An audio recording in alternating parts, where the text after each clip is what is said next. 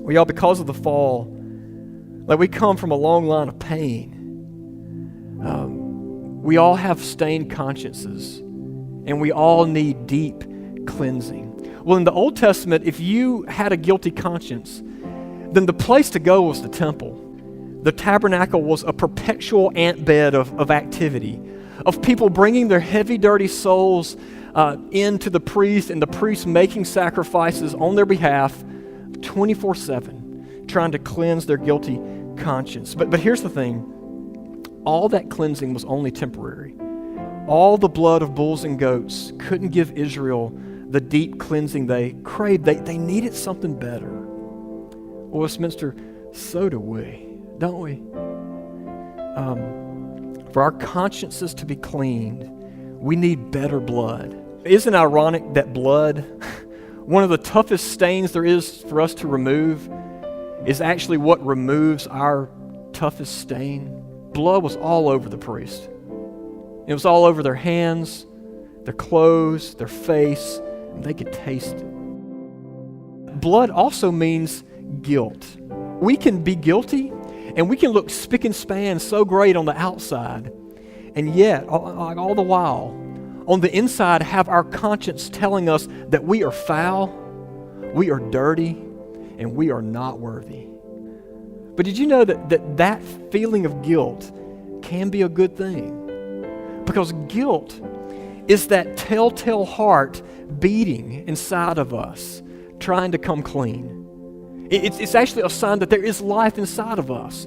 It's when we stop feeling guilty is when you really need to worry.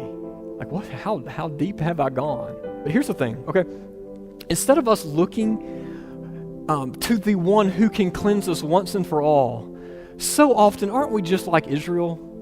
And we run to some tabernacle, like some altar, some thing we can do to make things right.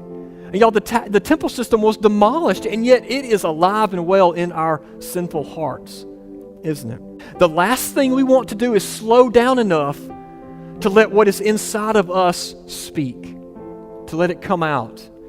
And so we think that if we can keep a phone in our ear, a text in our hands, social media trending, the TV on, that if we can manage to surround ourselves with enough noise, then maybe, just maybe, we can distract ourselves away from the guilt. But Westminster, the author of Hebrews, tells us that every time we look to anything other than Jesus to cleanse our conscience, it's going to end badly. The tabernacle wasn't designed to cleanse perfectly.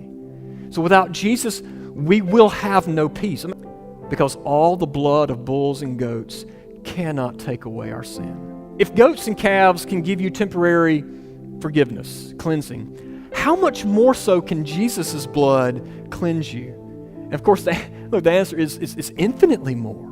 Where there is the shedding of blood, there is love and forgiveness. God has purchased His church with His own blood now. The most intense expression of love is self-sacrificial love, isn't it? It's John 15. Greater love has no one than this, that someone lay down his life for his friends.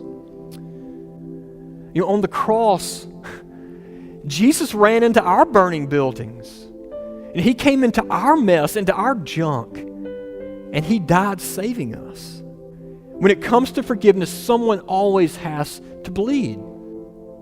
Do you see what manner of love and forgiveness has been lavished on you? The gospel is the gracious whisper from God that says, you killed my son, but you are welcome at my table.